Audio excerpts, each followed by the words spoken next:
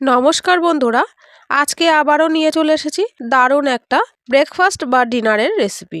ব্রেকফাস্টে হোক বা ডিনারে হোক, এরকম তেল ছাড়া হালকা ফুলকা খাবার কিন্তু সবাই বেশ পছন্দ করে। তাহলে চলুন রেসিপিটা শেয়ার করে দিই। তার আগে বলে রাখি বন্ধুরা, ভিডিওটা প্রথম থেকে শেষ পর্যন্ত দেখার অনুরোধ রইল। প্রথমে আমি নিয়ে নিয়েছি 2 কাপ বিউলির ডাল আর 1 কাপ চাল, যেটা আমরা ঘরে ভাত রান্না করে খাই সেই চালই আমি নিয়েছি, অন্য কোনো চালের প্রয়োজন নেই।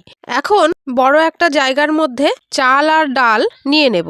এখানে একটা কথা বলে রাখি বন্ধুরা, যদি আপনারা রেসিপিটা সকালে বানাতে চান তাহলে কিন্তু আগের দিন দুপুরবেলা চাল আর ডাল ভিজিয়ে রাখবেন।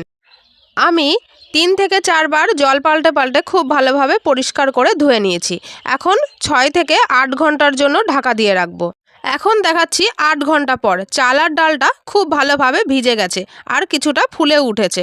এখন একটা মিক্সির জারে আমি অল্প অল্প করে পেস্ট করে নেব। আপনারা চাইলে কিন্তু বড় মিক্সির জার এখানে ব্যবহার করতে পারেন, সেক্ষেত্রে আপনাদের একবারে হয়ে যাবে। মিক্সির জারে এটা পেস্ট করে নিতে হবে খুব ভালো করে, একটা স্মুথ ব্যাটার তৈরি করতে হবে।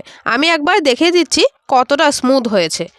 একবার আমার পেস্ট করে নেওয়া হয়ে গেছে, আমার এখানে 2 থেকে 3 বার পেস্ট করে নিতে হবে।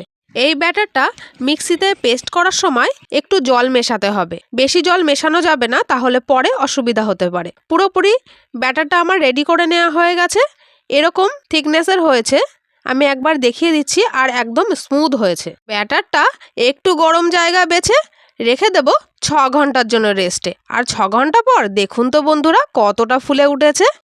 ব্যাটারটা কিন্তু এখন পুরোপুরি রেডি হয়ে গেছে। এরকমই হতে হবে ব্যাটারটা, তাহলে খাবারের স্বাদটাও দ্বিগুণ হয়ে যাবে।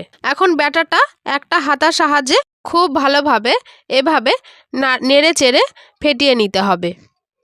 দেখুন বন্ধুরা, আমি কিন্তু এই ব্যাটারটা আবারও ফেটিয়ে নিচ্ছি।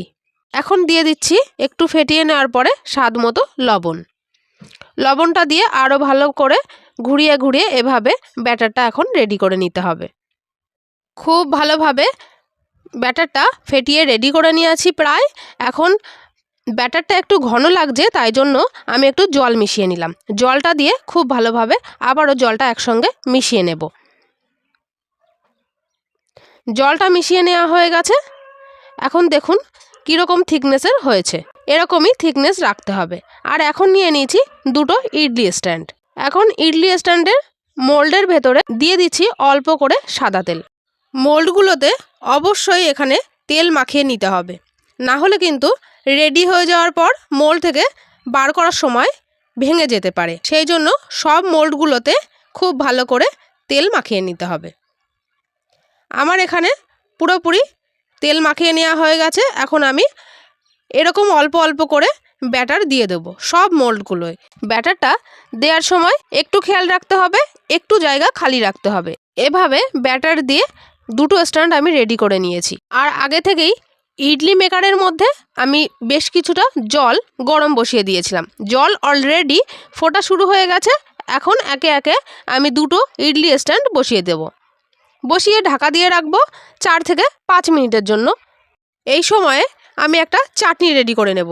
তার জন্য মিক্সিং জারে কিছুটা নারকেল দিয়ে দিলাম, নারকেল কুচি, রোস্টেড চীনাবাদাম, 2টো কাঁচা লঙ্কা, 1 কোয়া সাইজের আদার টুকরো, আর কিছুটা কারি পাতা, আর দিয়ে দিলাম এরকম ছোট 1 বাটি টক দই।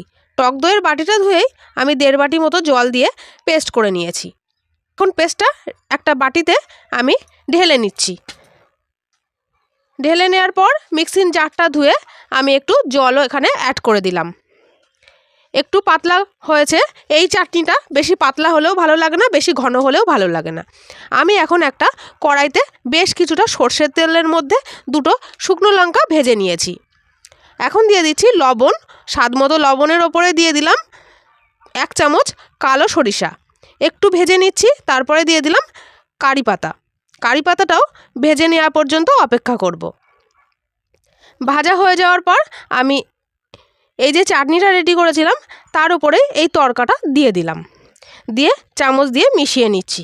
এখন রেডি হয়ে গেল দারুণ একটা চাটনি। এর মধ্যেই আমার রেডি হয়ে গেছে দারুণ স্বাদের ইডলি। চাটনিও রেডি হয়ে গেছে আর ইডলিও রেডি হয়ে গেছে। এখন শুধু নামিয়ে নেওয়ার অপেক্ষা। দেখুন কতটা ফুলে গেছে, আপনারা দেখলে বুঝতে পারবেন অনেকটাই ফুলে উঠেছে। এখন আমি স্ট্যান্ড দুটো নামিয়ে নিচ্ছি খুব সাবধানে, না হলে কিন্তু হাত পুড়ে যেতে পারে। একটু ঠান্ডা করে নিয়ে চাকু দিয়ে এভাবে চারিদিকে ঘুরিয়ে ঘুরিয়ে সাইডগুলো আলগা করে নিতে হবে, তাহলেই খুব সহজেই উঠে আসবে। দেখুন কত সুন্দরভাবে একেবারে উঠে গেল। একেবারে সফট একটা নাস্তা রেডি হয়ে গেছে। দেখুন কত সুন্দর জালিদার হয়েছে। আপনারা কিন্তু বাড়িতে অবশ্যই একবার ট্রাই করবেন, ভালো লাগলে একটা লাইক করে দেবেন। এই খাবারটা বড়দের শুধু নয়, আপনারা কিন্তু বাচ্চাদের টিফিনেও দিতে পারেন, বাচ্চারাও খুব পছন্দ করবে। এখন আমি একটা প্লেটে সার্ভ করে দিচ্ছি চাটনির সঙ্গে। কত সুন্দর হয়েছে, আপনারা খেলে কিন্তু বুঝতে পারবেন। আজকের এই হেলদি ব্রেকফাস্টের রেসিপি আপনাদের কেমন লাগলো অবশ্যই একটা কমেন্ট করে জানাবেন। আর আমার যারা নতুন বন্ধুরা দেখছেন তারা আমার চ্যানেলটি সাবস্ক্রাইব করে রাখবেন।